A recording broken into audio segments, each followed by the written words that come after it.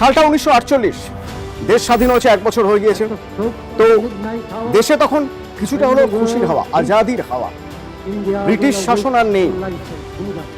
সালটা 1948, 30শে জানুয়ারি হঠাৎ করে যেন দেশ থমকে গেল। যে যেখানে যে কাজ করছিলেন কিছুক্ষণের জন্য থেমে গেলেন, কারণ এমন একটা খবর এলো দিল্লি থেকে যে খবরের জন্য কেউ ভাবতেই পারেননি। একটা অবিশ্বাস্য খবর।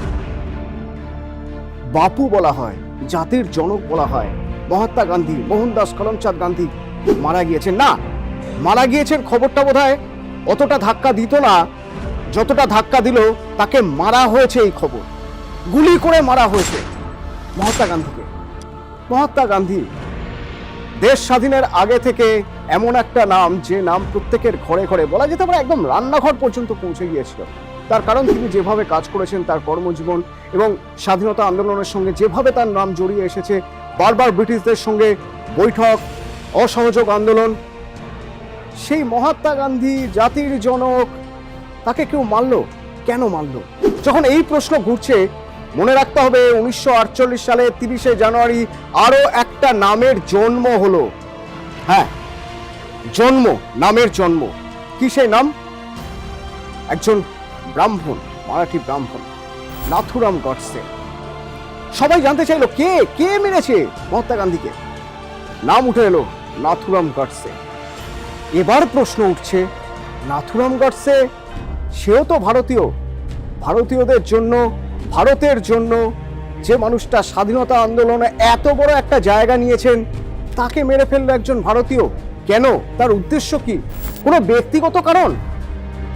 আস্তে আস্তে পরিচিতি পেতে থাকলো একটা নাম, নাথুরাম গডসে।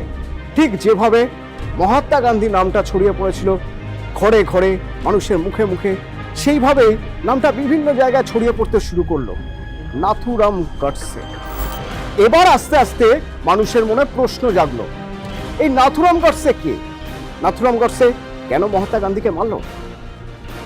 নাথুরাম গডসে, যার শুরুটা রাষ্ট্রীয় স্বয়ংসেবক সংঘ থেকে। এই রাষ্ট্রীয় স্বয়ংসেবক সংঘ কোথায়, কেন, এদের কাজ কি? এবার মানুষ খুঁজতে শুরু করলো, মানুষ জানার চেষ্টা করলো যে এরা এমন কি কাজ করে যে কাজে কাঁটা হয়ে দাঁড়িয়েছিলেন মহাত্মা গান্ধী, যার জন্য তাদের মনে হয়েছিল একে সরিয়ে দিতে হবে।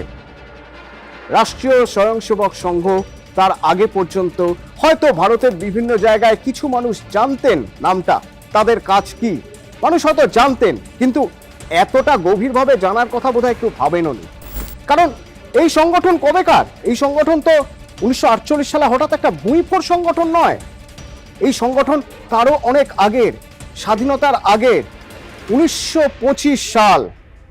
এই 1925 সালে যে ভদ্রলোক এই আরএসএস বা রাষ্ট্রীয় স্বয়ংসেবক সংঘ তৈরি করলেন, তার কাজটাও তিনি শুরু করেছিলেন অনেক আগে থেকে।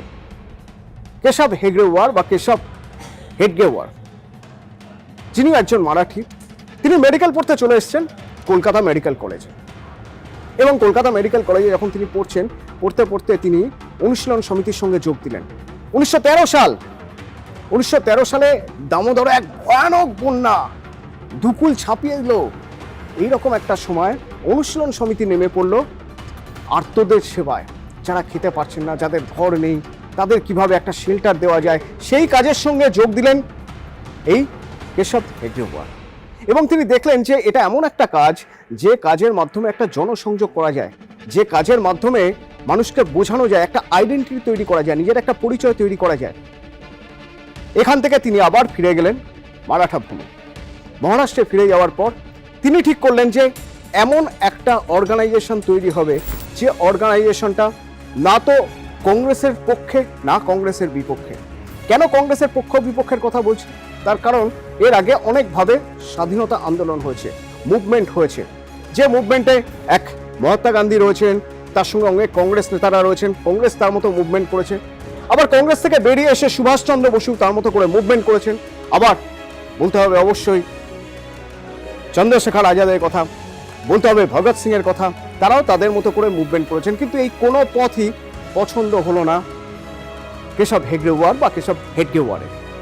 তারা একটা নতুন পথের কথা ভাবলেন, যে আমরা একটা সাংস্কৃতিক সংস্থা তৈরি করব, যাদের কাজ হবে সেবা করা, মানুষের পাশে থাকা, মানুষের সঙ্গে থাকা এবং তার সঙ্গে তাদের স্বাধীন ভারতের স্বপ্ন দেখানো। যে পথ কংগ্রেস বেছে নিয়েছে বা অন্যান্য রাজনৈতিক দলগুলো বেছে নিয়েছে সেই পথের বাইরে দাঁড়িয়ে আর একটা পথ, এবং সেখানে হিন্দুদের কথা বলা হবে, হিন্দু জাগরণের কথা বলা হবে, হিন্দুস্তানের কথা বলা হবে। সেই কর্মসূচি শুরু হলো যখন মাত্র 5 জন স্বয়ংসেবককে নিয়ে 1925 সালে। আর সেই 5 জনকে নিয়ে তৈরি আরএসএস আজ কোথায় এসে দাঁড়িয়েছে জানেন? 2014 সালের একটা তথ্য যদি আপনাদের দিই তাহলে বলতে হবে 2014 সালে অন্তত সারা দেশে তার আগে পর্যন্ত যতগুলো শাখা ছিল বা যতজন স্বয়ংসেবক ছিলেন সেই শতাংশের হারে সংখ্যাটা 13% বেড়ে গিয়েছিল 2013 থেকে 14 এই সময়। কেন এই সময়ের কথা বললাম একটু পরে আপনাদের সে কথাও বলবো। তো এ তো গেল 1948। ধীরে ধীরে মানুষের মনে আরএসএস, রাষ্ট্রীয় স্বয়ংসেবক সংঘ, নাথুরাম গডসে এই নামগুলো আসছে। এবার এদের কর্মকাণ্ড কি, আদৌ সেগুলো ভালো না খারাপ, সেগুলো জনহিতকর নয় কি, এসব প্রশ্ন যখন আসছে তার মাঝখানে দেখা গেল যে 1948 সালেই মহাত্মা গান্ধীকে যেহেতু নাথুরাম গডসে মেরেছেন সেজন্য আরএসএস কে ব্যান করে দেওয়া হলো। আরএসএস এর ইতিহাস যদি আমরা দেখি, আরএসএস কে কিন্তু 3 বার ব্যান করা হয়েছে। একবার এই 1948-এ, তারপরে এমার্জেন্সির সময় 1974-75-এ, আর একবার 1992 সালে বাবরি মসজিদ ধ্বংসের সময়। সে সময়ও আরএসএস কে ব্যান করা হয়। 3 বার ব্যান হওয়ার পরেও এই মুহূর্তে তথ্য বলছে সারা ভারতে 55,000-এরও বেশি শাখা রয়েছে আরএসএস এ। তাহলে এই উত্থানটা হলো কিভাবে? এত মানুষ শাখা আরএসএস এই সংগঠনের সঙ্গে যুক্ত হচ্ছেন, তাদের কাজকর্মের সঙ্গে যুক্ত হচ্ছেন, তাদের যে ভাবনা চিন্তা, তাদের যে দর্শন সেই দর্শনের সঙ্গে যুক্ত হচ্ছেন বা একাত্ম বোধ করছেন কিভাবে? সংখ্যাটা এখন এমন একটা জায়গায় দাঁড়িয়েছে যে আরএসএস এর পক্ষে এটা সত্যি একটা গর্বের যে আজ 2025-এ দাঁড়িয়ে যখন শতবর্ষ পূর্তি হচ্ছে আরএসএস বা রাষ্ট্রীয় স্বয়ংসেবক সংঘে, তখন তারা যে দর্শনের কথা বলেছিল সেই দর্শনে আমাদের দেশের প্রচুর সংখ্যক মানুষ তাদের সঙ্গে সামিল হয়েছেন। এই পথটা এতটা সহজ ছিল না। ওই যে বললাম 3 বার ব্যান হওয়ার পরেও কিভাবে উত্থান যখন 74-75 এমার্জেন্সির পরে মোরারজি দেশাইয়ের গঠবন্ধন সরকার, তো সেই গঠবন্ধন সরকারে সেখানে আরএসএস ঢুকলো এবং তার ঠিক পরে ধীরে ধীরে ধীরে ধীরে জাতীয় রাজনীতিতে একটা জায়গা তৈরি হলো। এবং সেই জাতীয় রাজনীতিতে জায়গা কিভাবে তৈরি হলো? ভারতীয় জনতা পার্টির মাধ্যমে। এই ভারতীয় জনতা পার্টিকে বলা হয় যে আরএসএস ব্যাক রাজনৈতিক দল। অন্তত রাজনৈতিক বিশ্লেষকরা বহুবার কথা প্রসঙ্গে সেই কথাই বলে আসেন এবং এর পিছনে অনেক যুক্তিও রয়েছে তাদের। আমরা যদি দেখি যে এই ভারতীয় জনতা দল বা ভারতীয় জনতা পার্টি বিজেপি, এই বিজেপির প্রধানমন্ত্রী অটল বিহারী বাজপেয়ী কোথা থেকে এসেছেন? Background RSS. Narendra Modi background RSS. Amit Shah background RSS. তারা পছন্দ করে রাষ্ট্রপতি বানিয়েছিলেন কাকে? Ramnath Kovind, background RSS.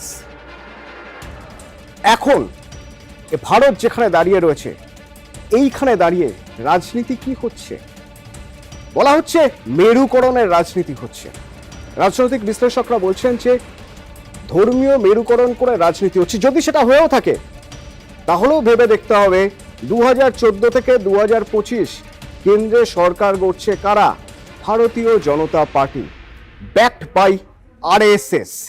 অর্থাৎ যে দর্শনের জন্য 3 বার আরএসএস কে দাগিয়ে দেওয়া হয়েছিল, ব্যান করা হয়েছিল, ব্ল্যাকলিস্ট করা হয়েছিল, সেই দর্শন কোথাও না কোথাও মানুষের মনে কোনো জায়গা করে নিচ্ছে। মানুষ ভোট দিচ্ছেন, মানুষ বিশ্বাস করছেন এই ধর্মীয় মেরুকরণ বলুন আর ধর্মীয় দর্শন বলুন, সেই দর্শনে আর বিশ্বাস করছেন বলেই আজ 2025-এ এসে দাঁড়িয়ে দেখা যাচ্ছে রাম মন্দিরে রামলালার প্রাণ প্রতিষ্ঠা হচ্ছে যখন, তখন দেশ জুড়ে উৎসব হচ্ছে। 2025 সালে এসে দেখা যাচ্ছে যখন মহাকুম্ভ হচ্ছে, তখন সেই মহাকুম্ভে 10 কোটি মানুষ তারা পুণ্য স্নান করতে যাচ্ছেন। সুতরাং যে দর্শনের শুরু হয়েছিল 1925 সালে যে দর্শনের কথা মানুষ সবচেয়ে বেশি জানতে পেরেছিলেন 30শে জানুয়ারি 1948-এ, সেই দর্শন কোথাও হয়তো ভারতীয় সংস্কৃতি, ভারতীয় রাজনীতিতে এতটাই প্রভাব ফেলেছে যে আজ 100 বছরে দাঁড়িয়ে আরএসএস বলতে পারবে যে তাদের দর্শন নিয়ে, তাদের মতাদর্শ নিয়ে অনেক মানুষ এগিয়ে আসছেন, তাদের সঙ্গে থাকছেন।